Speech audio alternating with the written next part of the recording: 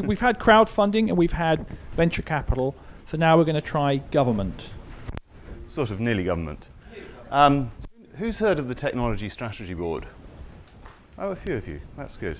That's good. So you've had the disruptive startup bringing cool stuff. You've had the shark, and now you've got the mug, who's government, who's boring, who's got really tedious slides, who's going to talk about strategy and technology. I know nothing about technology, by the way, so don't talk to me about technology, whatever you do. Steve, who used to work with us, certainly can talk to you about technology. What I wanted to talk to you about was some of the things that we're doing to support businesses who are innovative. Okay, we're not there just to hand out free money to anybody. We want to my next slide even. No, wrong way. We are a, sorry, I should start from the beginning. We're a non-departmental public body. So we're a quango, all our money comes from government, but we're at arm's length and we are driven and led by private sector people. And our role is to stimulate business-led innovation in order to drive economic growth. And the main way in which we do that is through giving people money, through grants for research and development. But we don't just do it for anybody, anywhere. We like to focus on things, so we have to have a reason for handing out grants. And these are the focus areas that we have. I should stand here, then I can even read my slides. So we want to encourage people to go from concept through to commercialization. We don't provide funding at the concept stage. That's what the research councils do. They fund universities to do research. We don't fund commercialization activities. That's what the private sector's there for, whether it's through people like Bank to the Future or people like Octopus. But we work in the middle, and we want to connect people. So whether that's through collaborative research and development competitions, whether it's through knowledge transfer networks, or whether it's people like me. My role is access to finance at the Technology Strategy Board. I head up that team, which is me, so it's not much of a head role. And it's not really even about access to finance, it's about signposting people towards, firstly, business support, and secondly, finance. Because if you just look for finance and think, that's what I want, you should perhaps be thinking what you need, and that's maybe a really, really good business, and then you'll start ticking some of the boxes that these guys have talked about. We do work with government in order to try to help use them as a lead customer and bring innovation into procurement. And we invest, I hate that word actually, it's a Technology Strategy Board word they talk about giving away money as investing. And you're a financially literate crowd, so we don't invest, we give away. We make grants typically, so we make grants in theme areas. So we want to see global potential, big markets, similar sorts of things to what you've been hearing, but based on innovation. And because we're a nice government public sector organisation, we want to continuously improve and get boring. Where do we work? Well, the bad news is you won't see fintech on that page. It's a very pretty picture, covers most of the economy, and these are the sorts of theme areas where we have in things like energy, healthcare, some of the underpinning technology areas like advanced materials, or nanoscience and photonics and stuff I really don't understand. But we do crop up and tie in with fintech in a number of areas. So digital services, for example. I keep trying to explain to my colleagues in Technology Strategy Board that financial services is a digital business. And I think NatWest and Ulster Bank are fairly clear about that at the moment. ICT, some of the underpinning technology, is very, very relevant for financial services and for fintech. And we have a small team here that you probably didn't notice called development, where we do actually have a team of people, which is me part of the time, focusing on the financial services industry. We have a strategy around financial services, which is really focused on wholesale and institutional issues in the financial services industry, where we seek to promote knowledge transfer. So how do we do it? I'm going to talk to you quite a lot about SMART in a minute, because that's probably what most of you will be most interested in. But we have a range of tools that we use, basically, predominantly grant funding. So collaborative research and development is mainly where we work. We have a team of technologists who operate in those areas that were on the pretty picture, and they work with the science base, they work with business, they work with government to identify challenge areas. Where are there needs for stimulation of disruptive innovation that will lead to business growth in the future? And that's where the bulk of our money goes to. I talked a little bit about working with government as a lead customer. SBRI, which is shamelessly copying the US SBIR program, is our tool there. We run a lot of competitions there. We tie in with European funding. We have a tool called Launchpad, which is about stimulating clusters. And we've run one Launchpad competition so far, which was focused around Tech City. I'm told never to call it Silicon Roundabout or anything that silly, which was a fun competition. And we want to connect people, so we have an online platform we like to call it an open innovation platform, but that's perhaps a little grandiose. We have knowledge transfer partnerships as a tool for bringing together businesses, universities, channeling that information through to help meet business needs. We do missions, taking some of the best businesses in areas such as clean and cool or future health over to the US, taking a limited number of businesses, showcasing them to, in part to US investors, but also very, very much to US potential customers, because I completely agree with Alex's comment that the best form of finance is selling profitably to customers. We have catapult centers, which are large technology and innovation centers that are meant to be connecting that landscape from basic science through into commercialization in key areas, and particularly relevant, I think, for the fintech sort of audience that we have here is being worked on and will appear very shortly in the connected digital economy, which will necessarily have lots to do with the financial services industry. No, the right way. Smart. I'll talk about Smart Awards. Most of the programs that we have are challenge-led. So we define the challenge, we define the time scale, we define the scope of the competition, and we ask people to submit applications, and the best ones will get collaborative research and development funding from us. This competition, SMART, which used to be called SMART way back when Lord Young was in the cabinet with Maggie Thatcher, then got called Grant for Research and Development by another government that wanted things to be called exactly what they did, and they lost a lovely brand name. It was administered by the regional development authorities, or RDAs, whatever they're called, and is now back in Technology Strategy Board hands. And that's a competition for R&D funding where you define the challenge.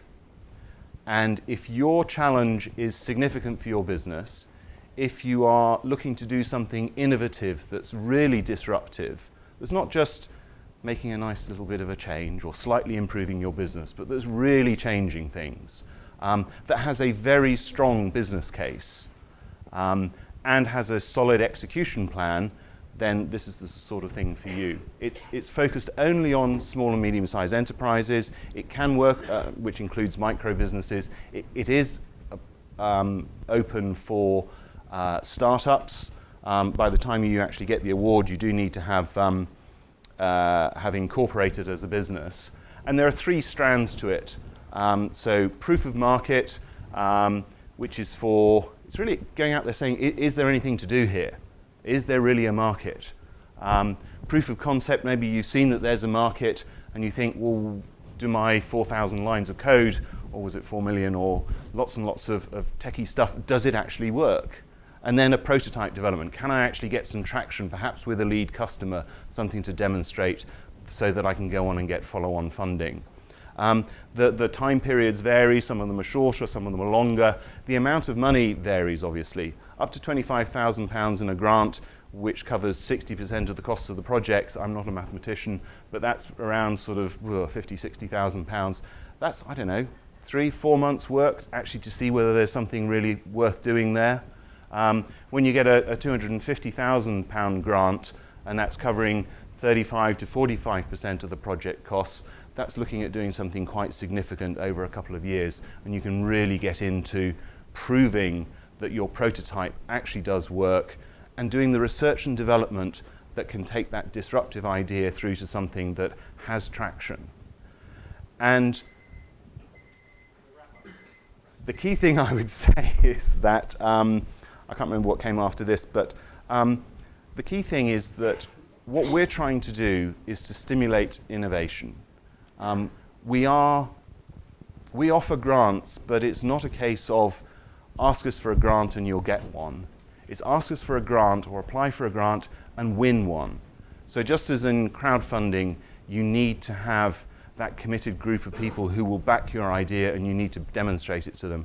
Just as with a venture capitalist or a business angel or even a bank manager, you need to demonstrate that you really have got something that's worth backing that other people don't have. With our grants, you do need to apply for them, you do need to win them, and they're competitive. In something like SMART, which is always open, batched up for assessment every couple of months, about 20% of applications are successful at the moment. If people have been unsuccessful first time round, they can reapply. Hopefully they'll get some feedback in between. But it's a lot better odds than a venture capitalist necessarily because of the amounts involved, because of the nature of our organization. But it is still competitive, and that's very important. And the final thing I'd say in wrap-up is that my role in access to finance is about trying to make those connections. So I hope that when you go and knock on the door of the venture capitalist or post your ideas up on a website for a crowdfunder or any other form of mechanism that you may be seeking, you want to demonstrate some of the validation that they're looking for. So you're asking questions, Alex, around is there a market out there? Well, these sorts of grants can support, give evidence to demonstrate that that's the case. Can you show maybe a customer, a lead customer that's taken it? Well, maybe a prototype development grant can help you get to that.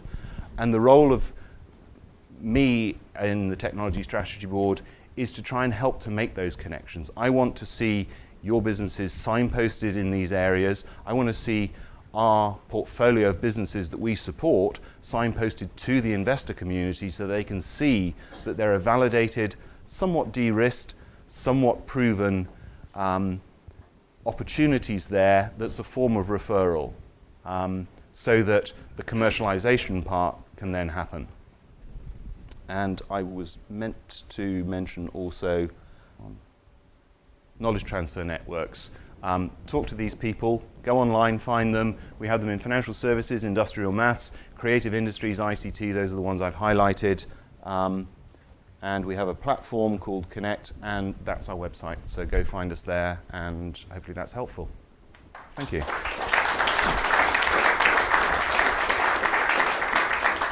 Great. Can we take questions for Nigel? Nigel, I wanted to ask, apart from funding, which is really great, and if it is a project that would help general public, that's worth funding publicly. But then, apart from funding, in terms of policy making and policy change, is board involved in it? The question is, are you involved in policy change? We seek to feed back to government around policy, certainly. So the knowledge transfer networks are tasked, one of their tasks is to have membership from business across their communities and to feed into us from a strategy point of view. And we develop our strategies in conjunction with business, and we also seek to feed into government policy. We help to define technology roadmaps that bring together business, academia and government and shape policy in that way. In terms of individual cases, I think that's somewhat trickier. Might well happen at levels way above me, but as a matter of general course, it's not the sort of thing that we would do. Yes, hello. I've had some experience as a lead researcher responsible for delivering on a free-year government R&D grant with Grapeshot and IBM. And what do we do? What can be done to make it easier to pivot with grants, and what can be done to reduce the cost of reporting? To make it easier to pivot on grants, I don't know the answer to that question, to be honest. maybe get the application right in the first place, and maybe 3 years in certain technology areas, in certain market areas, is simply the wrong thing to ask for. And therefore we don't force people to do 3-year R&D projects. We say that they can last up to 3 years. And in some areas of, if you're looking at graphene, for example, I'm sure 3 years is the right thing to do. But if you're looking at putting up developing a new application on a business based around that, then a shorter period of time would certainly make sense. In terms of reporting, yes, we require reports.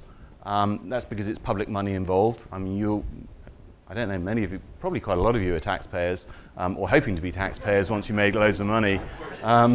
Okay, I'm a taxpayer. What the heck, I'm a natural-born wage slave. I'm a taxpayer, and I want my money looked after.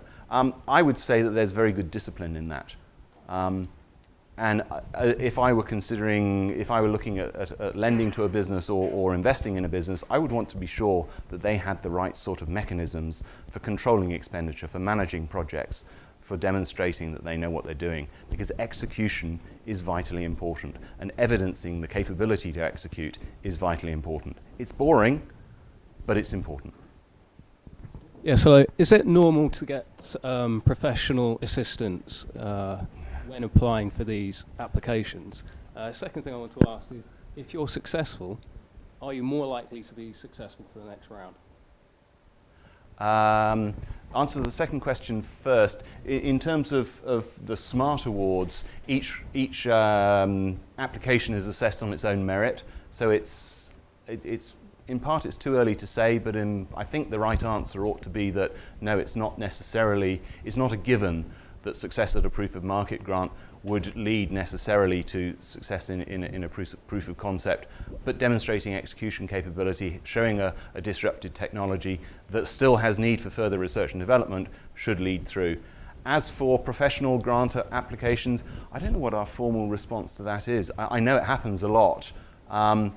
We are trying, one of the things that I'm trying to do within the organization with colleagues is to make our application processes more straightforward, so that there shouldn't be a need for professional grant applications. And so that the end result of an application is something that looks more like a business plan, that articulates the value proposition, that shows the likely customer base, that demonstrates the resources that are needed in order to be successful in that business. I haven't heard about your board before, but I've heard about Tech City Investment Organization. So can you explain how different you are? The Tech City Investment Organisation is part of UK Trade and Investment and is there to promote the Tech City area.